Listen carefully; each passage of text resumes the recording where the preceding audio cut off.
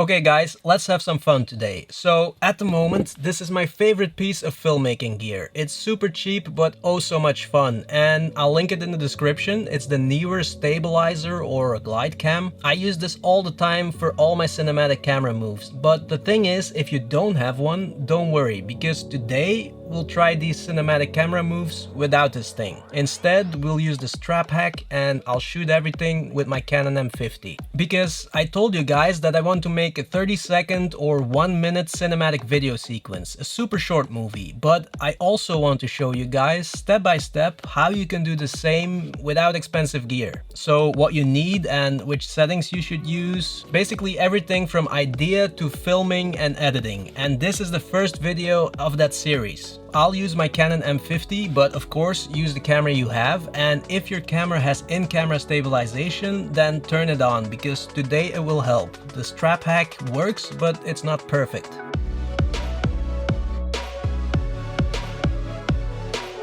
Okay, so on YouTube, a lot of times when someone does a cinematic sequence, they use 120 frames per second slow motion, and it does look really good and cinematic, but most movies don't use slow motion that much. Maybe a few seconds or in one scene, but we still consider movies to be cinematic, even without slow motion. So my goal is to make a cinematic sequence without slow motion, and it will be more difficult without an expensive stabilizer and lighting, a real challenge, but we like a challenge, right? I know you do too. And it's also more fun if all of you can join in, no matter what gear you have. Okay, now let me show you the 7 basic cinematic camera moves that I want to use in my super short movie. And like I said, no stabilizer or gimbal. We're gonna have to improvise with the strap hack. The classic shot, and if you're a gamer, then you probably know this shot too. The camera simply follows the subject, and what I like to do is set my camera on manual focus, focus on the subject, and then just walk behind the subject.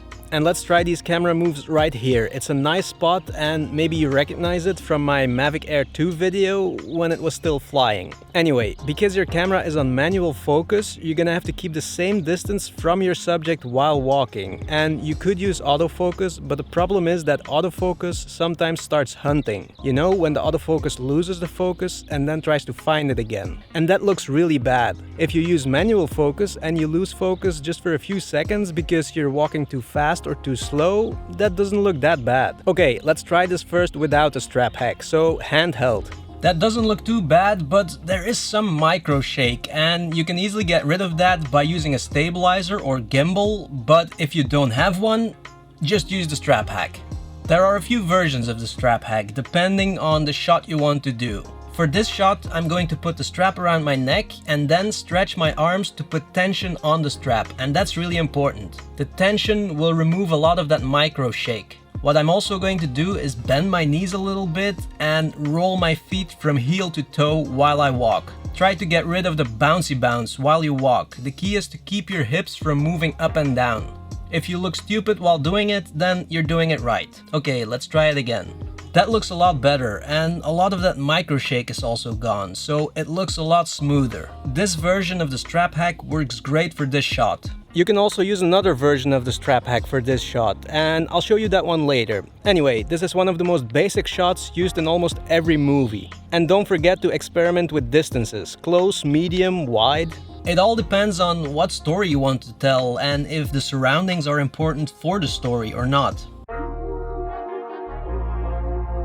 A great shot to cut to from a follow shot is the leading shot, and we're gonna use the same strap technique again. Now be careful, because you're gonna be walking backwards. If you have a buddy, for example, you can ask him or her to lead you the way. That will be easier. And also make sure that your subject doesn't look directly into the lens. Anywhere is okay, but not into the lens. I like to stick with close and medium shots here, because it's all about your subject. You can see his or her face.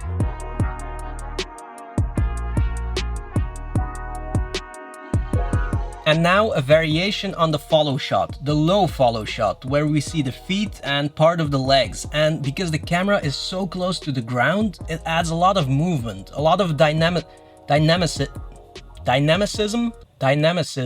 lot of dynamism. Is that a word? That's not even a word. Dynamicism, a lot of dynamism.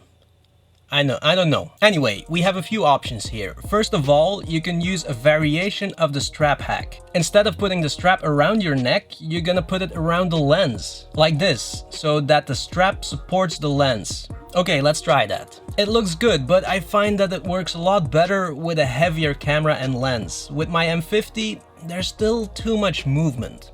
But we can also use something else, a tripod. Just hold it upside down and the weight of your camera will help to stabilize your shot. There, I think that looks a lot better. Just be careful not to bump into something with the lens, because you're really close to the ground.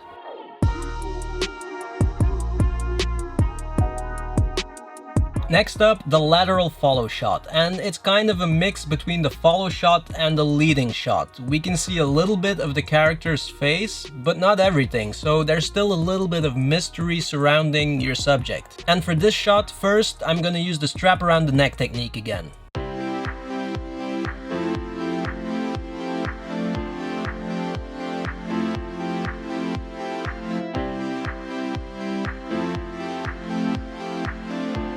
Now, for any of the shots in this video, you can use both techniques, the strap around the neck or the strap around the lens. You just have to find what works best for you, for your camera, for your walking technique. It's all about having the right balance. I think the weight of the camera is really important here.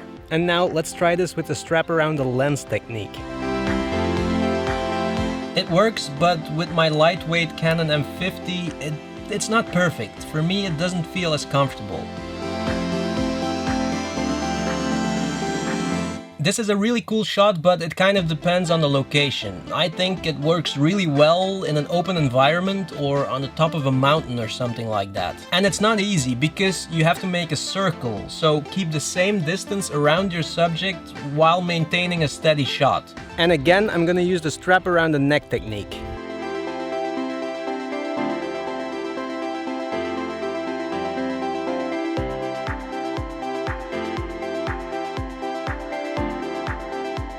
Yeah, this is definitely the most difficult shot without a gimbal or stabilizer, so if you can get it right, maybe just use slow motion. And like I said, this shot doesn't work every time, so sometimes you have to experiment a little bit, maybe lower your angle and go closer. First of all, that's easier, but it also looks a lot more dramatic.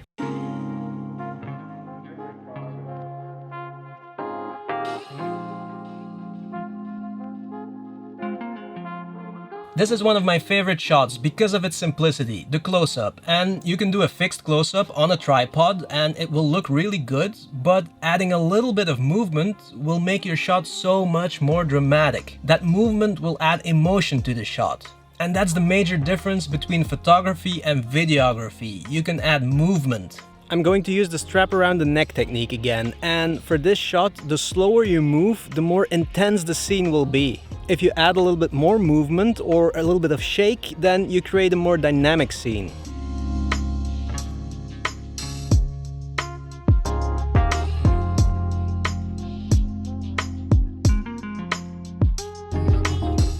Movement is super important for telling the story.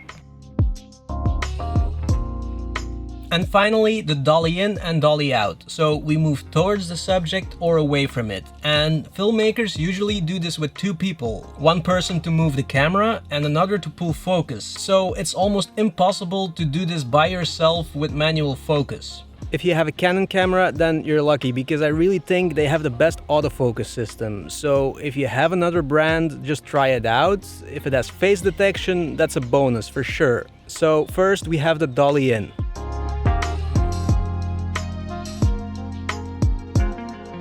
And the dolly out.